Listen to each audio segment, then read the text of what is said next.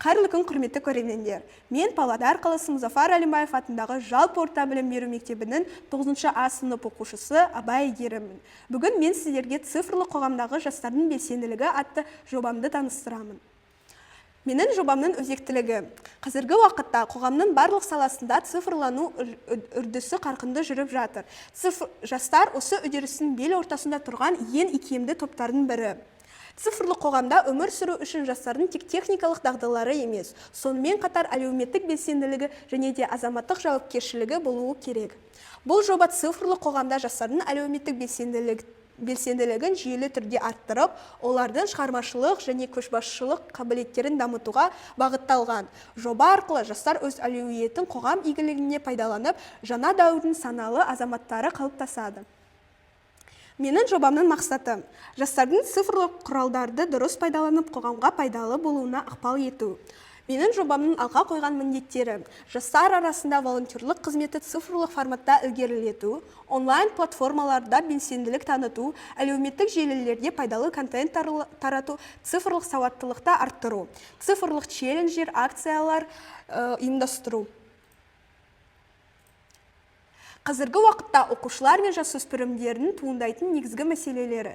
Біріншісі – түр келбеті, киімі, білімі және де қоғамдағы орны бойынша уайым. Екіншісі – түрлі әлеуметтік желілерде отырып, денсаулығына, біліміне мән бермеу. Үшіншісі – айналасындағы адамдармен тек әлеуметтік желіде сөйлесіп, шын өмірде байланыс жасаудан тартыну. Төртіншісі – өз ойларымен, қалауларымен бөлісудің қорқынышы. Бесіншісі – жеке дамуға көңіл бөлмеу, бастаған істерін аяғына дейін жеткізбеу және де тағы басқалары. Мәселені шешу жолдары. Оқушыларды мектептегі пайдалы үйірмелер мен секцияларға жазу, рухани, психологиялық және жеке дамуға арналған кітаптармен бөлісу, мектебіміздегі түрлі тәрбиелік мәні зор іс-шаралар өткізу, жергілікті блогер, жазушы, өнерлі де табысты тұлғалармен TEDx форматымен кездесу өткізу, балаларды зерттеу жұмыстарына шақыру, түрлі болып жатқан конкурстар мен олимпиадаларға қатыстыру, еліміздегі, әлемдегі және пайдалы ақпараттармен хабарландыру арқылы өмірге деген қызығушылығын арттыру. Менің жобамның негізгі 5 бағыты бар. Біріншісі – ол диджитал волонтерлық, онлайн көмектер. Екіншісі – экоцифрлық акциялар, экологияны насихаттайды. Үшіншісі – ол қоғамдағы желідегі белсенділік, мәдениет, тарих, волонтерлікке қатысты рилс. Жастар медиа жобалары, влог, подкаст, киберсақтандыру, жастар арасындағы киберқауіпсіздік туралы білім тарату. Мысалдар. Контент жасау бағыты бойынша мысал, мотивациялық бейнероликтер, фотобаяндар мен волонтерлық оқиғалар туралы посттар, подкасттар, жастардың ойы мен үлесі. Цифрлық волонтерлық бағытына мысал, ауылдағы оқушыларға онлайн менторлық жасау, үлкендерге егов, Google және де тағы басқаларын қолданудағы үйрету. Қоғамдық ақпараттарды әлеуметтік желіде тарату.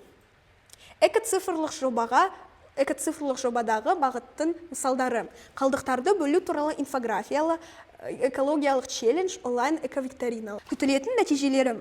Бұл жоба қазіргі замандағы жастардың цифрлық әлеуетін қоғамға оң әсер етуге бағыттау құралы. Жастардың белсенділігі болашақтың кепілі. Жастардың цифрлық белсенділігі артады, қоғамдық жауапкершілік қалыптасады және де цифрлық ортада пайдалы контент көбейеді. Жастардың шығармашылығы өте жақсы дамиды. 2024-2025 жылға қойған оқу жоспары. Бірінші тоқсанда 5-9 сынып оқушыларына цифрлық тренингтер өткіздік. Екінші тоқсан эко-викториналар мен онлайн сайыстардың санын көбейттік. Үшінші тоқсанда біз цифрлық қоғамдағы волонтерлық форумын өткіздік. Төртінші тоқсан үлкен сыныптарға арналған қорытынды есеп пен марапаттау кеші. Жобаның алдыңғы жылға даму динамикасының жоспары. 2024-2025 жылы біз 50-ге жуық тыңдаушы жинадық. 2025-2026 жылдары біз 100-ге жуық жас белсенді оқырманымызды қамтылады.